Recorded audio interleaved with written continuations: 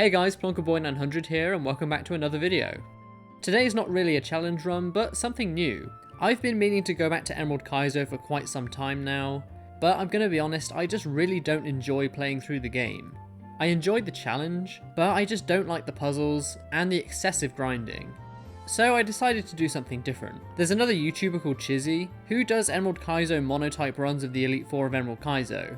These videos are really entertaining, and if you haven't seen them you should really check them out, and I took inspiration from this series. Chizzy's link will be in the description below. I won't be doing a monotype run though, I'm going to be using Pokemon that people normally consider to be trash. This is definitely not going to be an easy challenge by any means, but I'm really interested to see how we do. So there's no set rules or anything really, but I'm aiming to use Pokemon with around a 450 base stat total.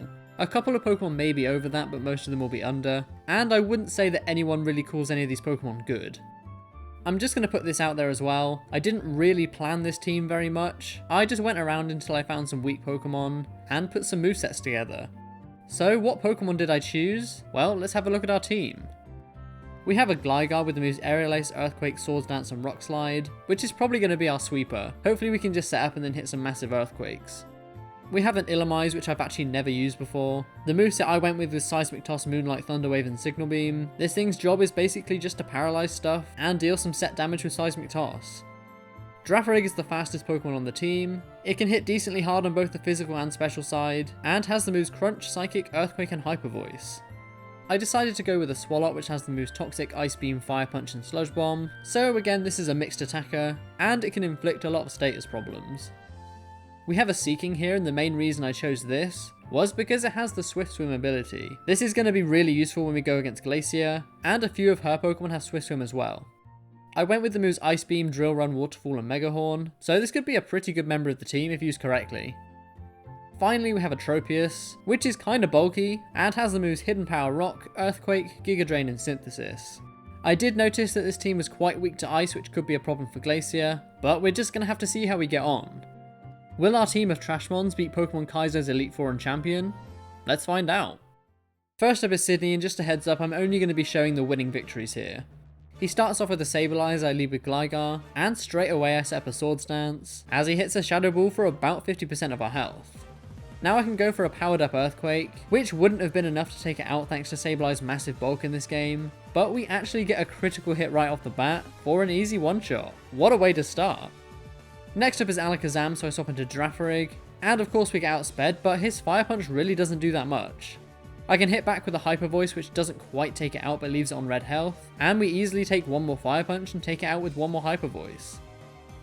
Jolteon is up next, so I swap into Swalot, and we're pretty specially bulky, so we take a Thunderbolt no problem, and hit back with a Sludge Bomb for about half. We also get the poison, but he has a Lumberry, so he heals it straight away, and we're just tanky enough to take one more Thunderbolt, and one more Sludge Bomb's all we need. Tauros is up next, so I just stay in to take the Intimidate, and then we just get taken out by a Quick Attack, so I send in Tropius. He goes for the Double Edge, which does a huge amount of damage to us, but we survive and hit back with a Giga Drain, and thanks to the recoil damage and the health we get back from Giga Drain, not only are we just able to survive a second Double Edge, but we're actually just able to take it out with another Giga Drain as well. Machamp is up next, so I swap back into Drafarig, and go for the super effective Stab Psychic, which does huge damage, but unfortunately we get taken out by a Rock Slide, so I send in Illumise. We're guaranteed to be faster, so I just go for the Seismic Toss, which always does 100 damage, and it is enough to finish off the Machamp. Sydney's final Pokemon is Houndoom, and this thing really caused some problems. I stay in with Illumise, but unfortunately we get taken out by a single Heat Wave, so I send in Seeking. He deals massive damage to us with a Hidden Power Grass, but we survive and hit back with a Drill Run, and we actually get another critical hit for another one-shot. Trust me, this crit was vital, as so many of our attempts ended with this thing just sweeping my entire team. I'll take it though, a victory is a victory. Phoebe's up next and wasn't actually as difficult as Sydney, but it still took a few attempts. First up is Gengar, so I lead with Drafarig, and thankfully she misses the Hypnosis, which means we can go for a Psychic. It's just enough to take it out from full health, and next up is Ludicolo. I send in Swalot and go for the Sludge Bomb, which does huge damage as she hits back with the Surf. It does less than half though, so we can take it out with one more Sludge Bomb the next turn, and Gardevoir's up next. I switch back into Drafarig and go for the Hyper Voice, which is a guaranteed 2-hit KO now that we lower her defense, but unfortunately we get paralyzed by a Thunder Wave, and the next turn we do get fully paralyzed, but we can survive 2 Thunderbolts, and finally hit back with one more Hyper Voice for the KO. Crobat is up next, so I swap back into Swallow once again, as again she misses the Hypnosis. This means I can hit a super effective Ice Beam, which doesn't quite do half, but she actually misses a second Hypnosis, so I can hit one more Ice Beam. She does decide to attack this turn though, which she probably should have done from the start, as Hidden Power is going to be a 2-hit KO, but we can just hit back with another Ice Beam and just take it out from there. Dusclops is up next, so I go for the Toxic, but of course this thing has a Lumberry, and unfortunately we can't survive a Shadow Ball, so I send in Gligar. I decide this is probably the best time to set up another Swords Dance, which I do, as he hits back with the Shadow Ball. It doesn't do masses of damage, but he does lower our defense, as I hit an Earthquake the next turn, but it only does half, even with +2.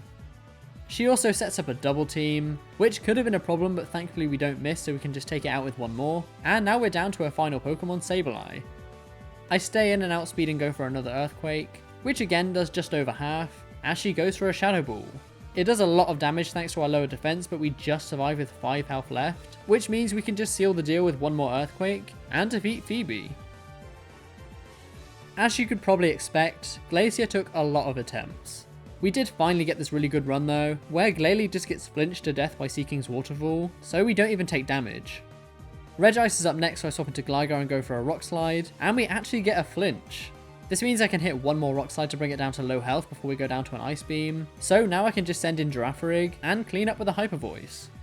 Dugong is up next, and this thing has Swift Swim, so it outspeeds Girafarig, and her Surf does quite a lot of damage. I am able to hit one Hyper Voice though, which does good damage as well, but we get taken out by a Drill Run the next turn, so I send in Swallow. Once again we get outsped and hit by a Surf, which does just about half as I hit a Sludge Bomb, but of course we get taken out by one more, so I send in Illumise. Once again we get hit by a massive Surf, but Illumise is bulky enough to take the hit, and now we can just take it out with the Seismic Toss from there. Next up is Swampert, which is probably one of her best Pokemon, but thankfully we have Tropius. She outspeeds and goes for the super effective Ancient Power, but it actually only does about half of our health, and we can hit back with a 4-time super effective Giga Drain.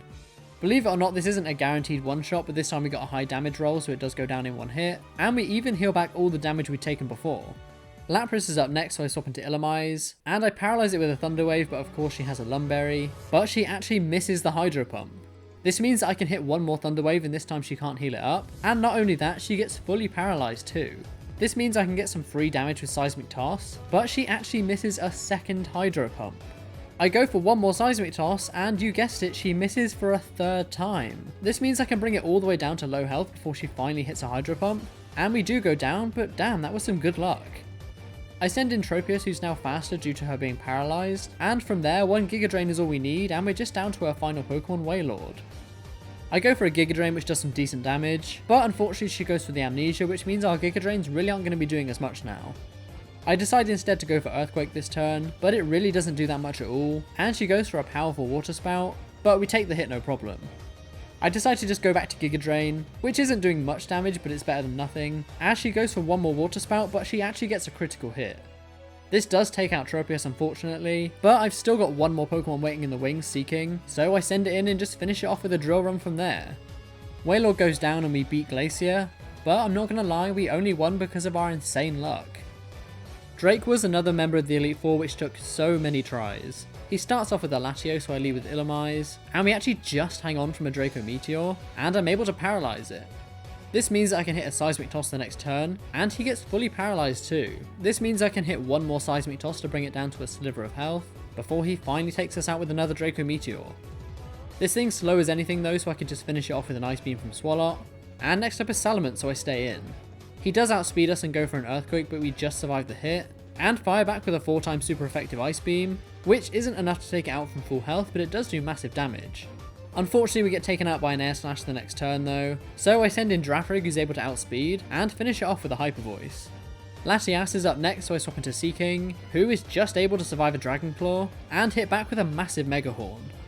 It brings it all the way down to about a quarter of its health, and while we do go down to one more Dragon Claw, I can just swap into Girafarig. We do get outsped and hit by another Dragon Claw once again though, but we take the hit, and finish it off with another Hyper Voice. Tyranitar is up next, so I swap into Tropius, and go for the Giga Drain as we get hit by an Ancient Power, which we're just able to take. In return, Giga Drain does about half, and of course we go down to one more Ancient Power, so I send in Gligar. I go for the Swords Dance, which could have been a bit risky, but he actually goes for the Dragon Dance this turn, so now he's faster, but instead of attacking, he just goes for another Dragon Dance. I'm not really sure why he did that, as we can now just go for an Earthquake to finish it off. Next up is Kingdra, so I decide to stay in, and I know from previous attempts that Earthquake isn't enough to take it out, so I go for Rock Slide hoping for the flinch, and not only do we get the flinch, but we also get a critical hit as well. Honestly, this one streak of luck is probably the reason we won this fight. This means I can outspeed and take it out with an Aerial Ace the next turn, and we're down to his final Pokemon, Dragonite.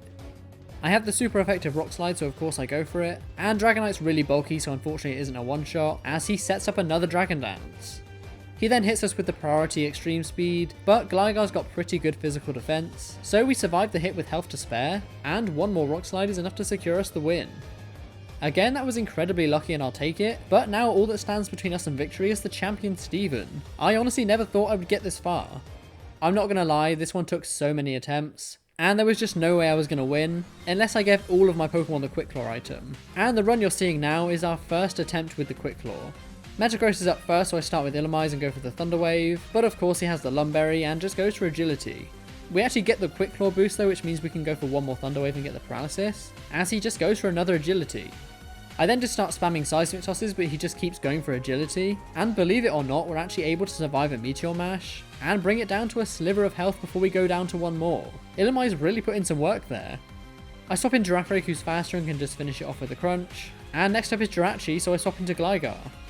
I set up a Swords Dance as I know this thing can't one-shot me, as he hits back with an extra Sensory, which does about half.